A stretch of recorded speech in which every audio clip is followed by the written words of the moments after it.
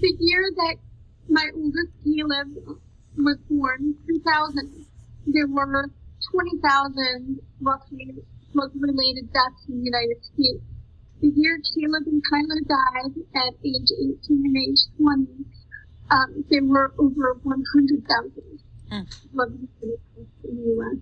The world is a very different place than what my generation knew.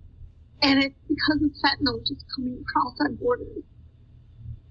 So let me ask you how you feel, when you read the papers and you watch the news and you see that the border continues to remain open, Rebecca, and that other children are dying for the same reasons that your sons did.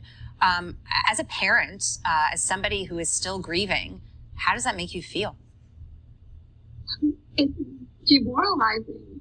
I'm in support groups on Facebook, many groups for parents who have lost their children, and every day there's just multitudes added to these groups. It's just like the carnage just doesn't end. And if there were, 100,000 dying from anything else, I just feel like the government would be acting.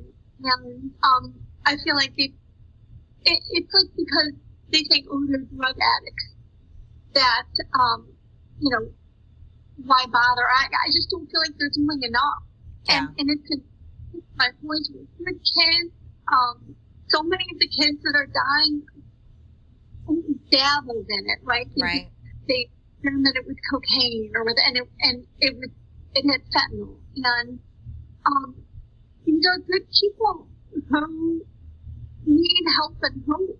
Yeah. But it just keeps flooding in. I heard recently from Dr. Phil did a piece where he said that there's that there's enough to kill every American several times over. Yeah, and these statistics are out there. Congressman Green, I'd like to turn to you because there are so many stories, heartbreaking stories that we hear of innocent kids like Rebecca's sons who were going to take a pill. They thought it was one thing. It ended up being fentanyl, and they're found dead as a result of it.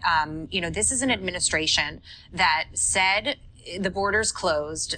This isn't even just about illegal immigration anymore. It's about all the crime, the trafficking, the fentanyl that's coming across the border. And so many parents like Rebecca want answers. They want our government to stand up. Why does this administration do nothing? Well, I can't really give you a good motive, Jackie, for this, other than, 3.3 million people coming across the border and the hope that they'll vote Democrat someday. Yeah. That's the only potential explanation, because it's crime, it's loss of jobs for Americans, it's overwhelming our social services, it's billions of dollars to the drug cartels to traffic the people through the path of migration. They have operational control of our southern border because they're overwhelming the border control points. And the fentanyl is just pouring around the border. Fentanyl was $98 a hit, an illegal hit in Tennessee in January of 21. It's now $25 a hit because the supply is everywhere and tens of thousands of people are suffering the fate of Caleb and Kyler. And I just thank Rebecca for her strength to come on TV. And of course, when I interviewed her for the Stop Killing Our Kids thing that we're doing, one of the first things she said was to help other parents. She started talking about, so her strength is just amazing in this. Yeah, and that's exactly what I was going to ask. I want to touch on that point with Rebecca. Rebecca, since you like so many parents out there, feel helpless, you don't feel like the government is protecting you on this issue, what do you tell parents to do to try to, fend off this outcome for their children? First of all, you need to have Narcan in your mouth if they're dabbling at all. Share these stories. I spoke up because I need to have something good come out of this, something awful. I don't feel like I'm strong. I'm so broken. I'm not the person that I was 2 years ago. It takes a lot to survive. A lot to survive every day. It takes nothing to drown, but you have to fight to survive. And, trying to speak up and trying to have something good come out of it motivates me. I can only do it in spurts because I'm really, it's devastating. And this is not how the world should be.